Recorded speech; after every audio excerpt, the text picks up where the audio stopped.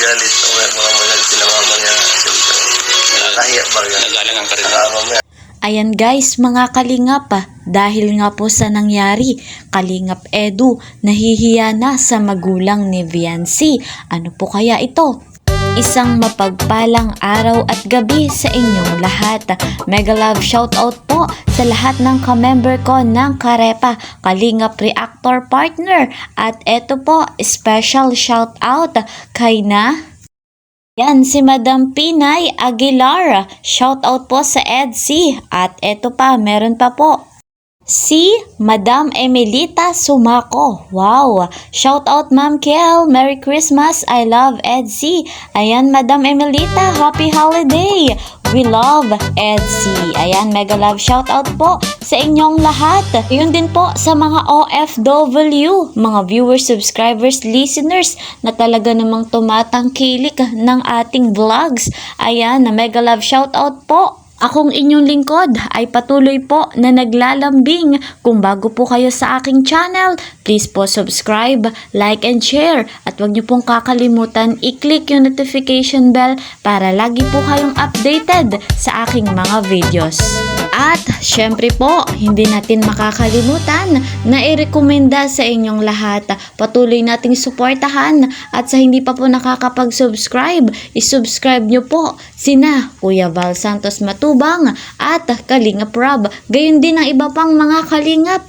Alam nyo naman kung gaano kabuti ang kanilang puso. Ayan, panoorin natin yung kanilang mga vlogs, mga videos.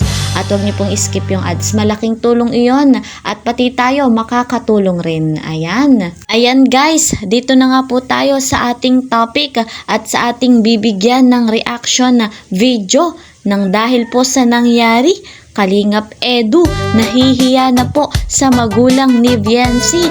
Para mas malinaw, panoorin po natin ito. Credit to the owner of this video, Starrox TV. Ayan, watch this. Bago mo kinis si Viancy talagang. Pero ano pa, siyempre, iniisip ko kasi baka magalit.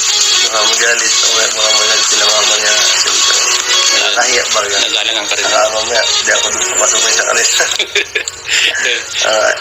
Yan guys, mga kalingap, ito nga po yung kaganapan na kinis ni Papa Ed si Viancy sa noo.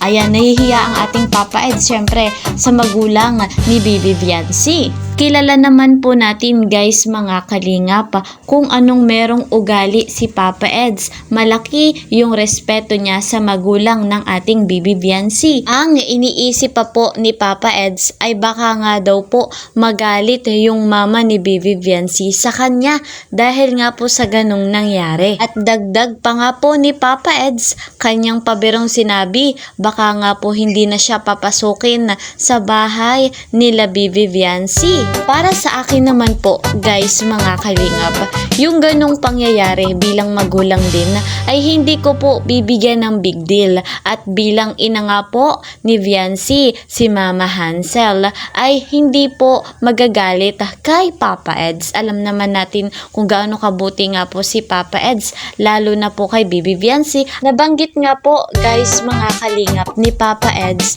na humingi din siya ng paumanhin kay Viancy dahil nga po sa ganong kissing scene. Sa noo lang naman po yun at hindi rin naman daw po big deal sa ating wifey. Ayan guys, saan ba kayo makakahanap ng kagaya ni Papa Eds na talaga namang malaki ang respeto sa babae? Ayan ang tularan ninyong mga lalaki.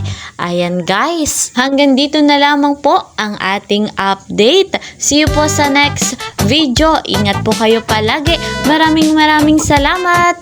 Bye-bye!